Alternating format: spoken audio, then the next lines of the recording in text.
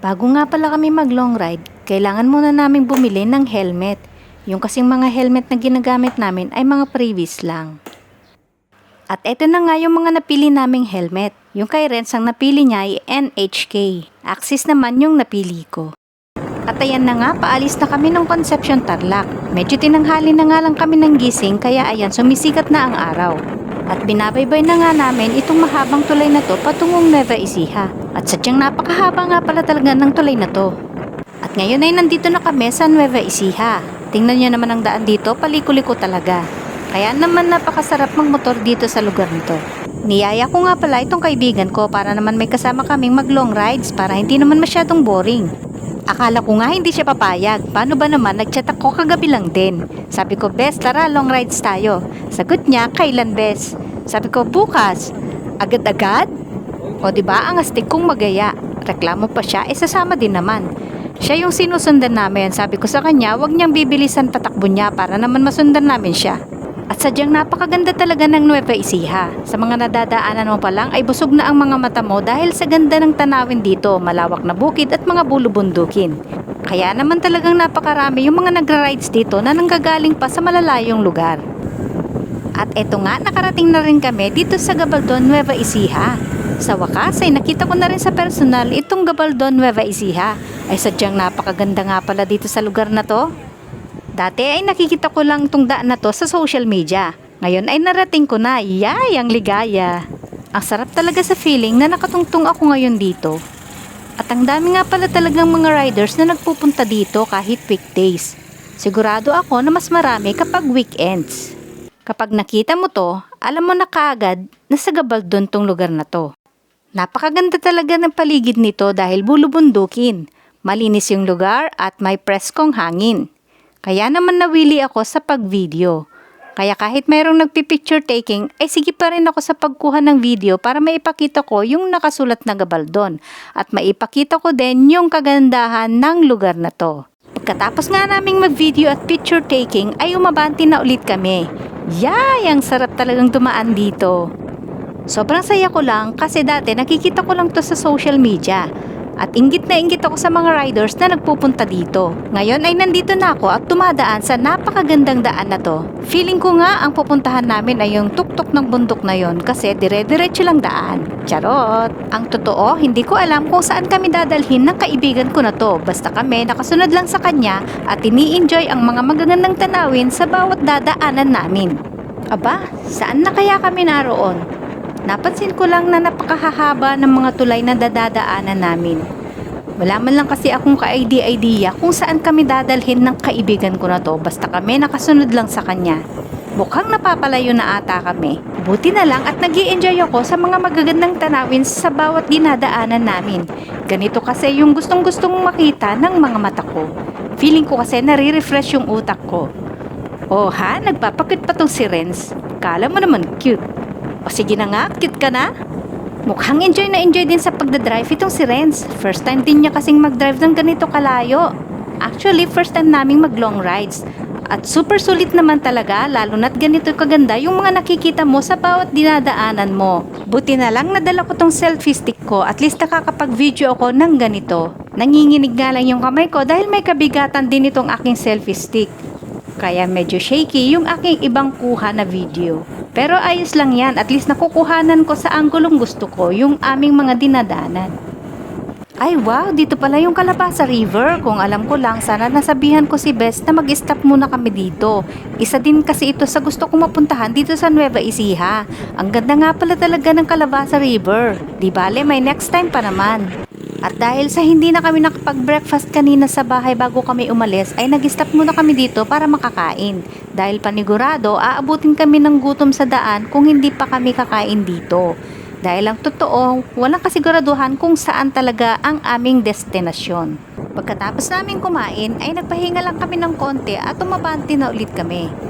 Nakakawili naman talagang magmotor dito dahil sa ganda ng tanawin at sa preskong hangin na humahampas sa mukha mo habang nagmomotor ka.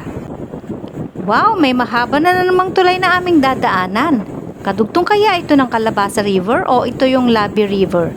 Hay, ewan, hindi ko na din kasi alam kung saan na itong lugar na dinadaanan namin. Wala talaga akong ka-idea. Siguro isang araw babalik kami dito para makita talaga itong lugar nito.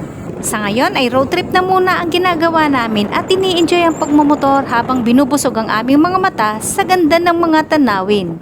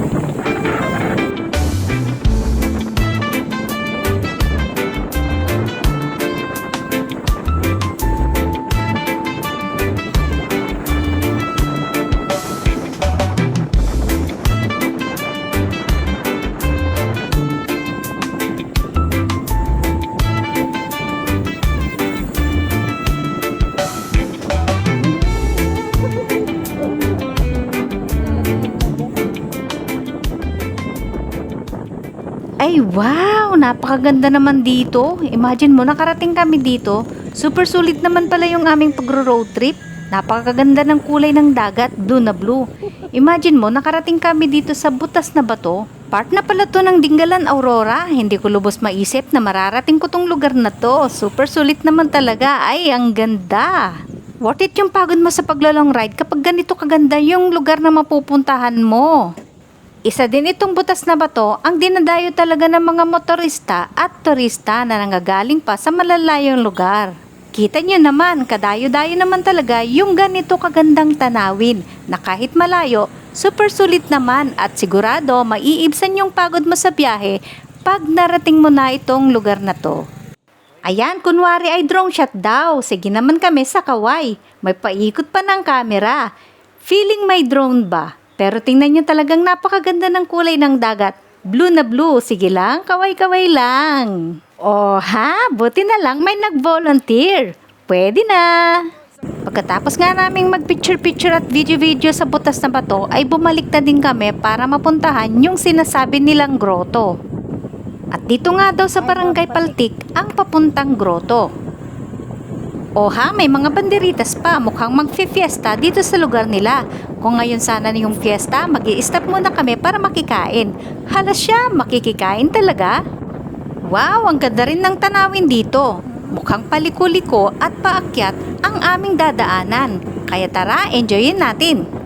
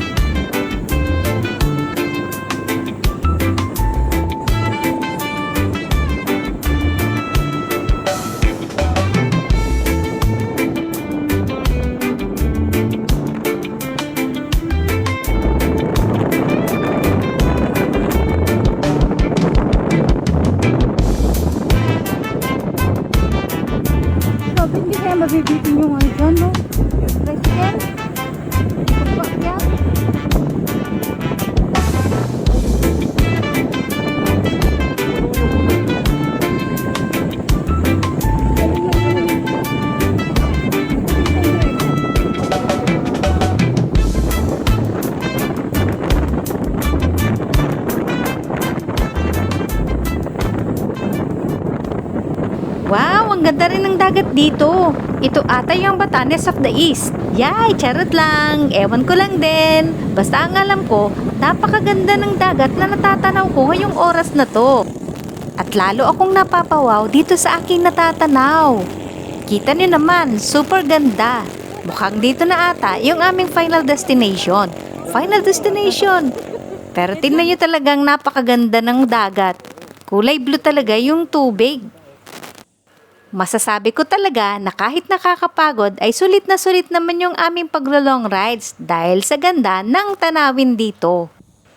Matagal na rin talaga namin pangarap ni Renz ang makapag-long rides at makapunta sa mga ganito kagagandang lugar. Sobrang nakaka-amaze lang din talaga yung mga ganito kagagandang lugar. Ang dami din palang mga magagandang tanawin dito sa Pilipinas.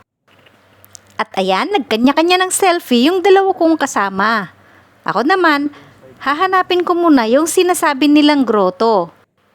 Mukhang may nakikita ako sa bundok na yon. Baka ito na nga yung grotong sinasabi nila. At dahil sa medyo malayo na rin yung aming nilalakbay, ay nagutom na ulit. Kaya papasok muna kami dito para tumingin kung ano yung pwedeng makain dito.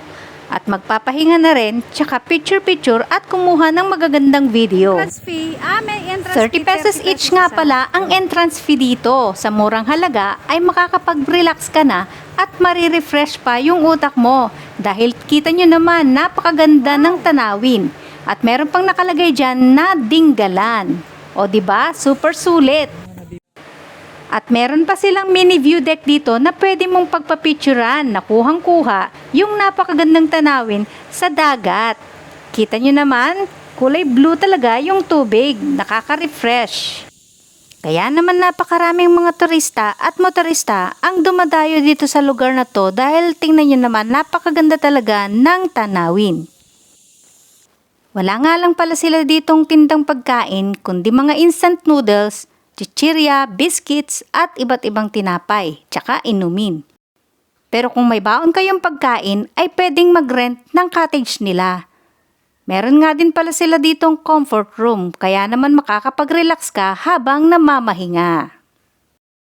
At dahil sa may trabaho pa kami mamayang gabi, ay umuwi na rin kami dahil medyo malayo-layo din ang aming biyahe. Masasabi ko talaga na super sulit yung aming paglo-long rides dahil sa ganda ng mga tanawin dito. Kaya sigurado na mauulit at mauulit ang aming paglo-long rides. Kaya sa mga hindi pa nakakaranas mag-long rides at gusto din maranasan yung ganito ay gawin nyo na. Habang bata pa kayo at kaya pa ng katawan nyo. Kailan nyo pa ba maiisipan mag-long rides kung hindi nyo na kaya at uugod-ugod na? Ay nako! O siya, bye-bye na, kita-kits ulit sa susunod. Drive safe mga riders. God bless!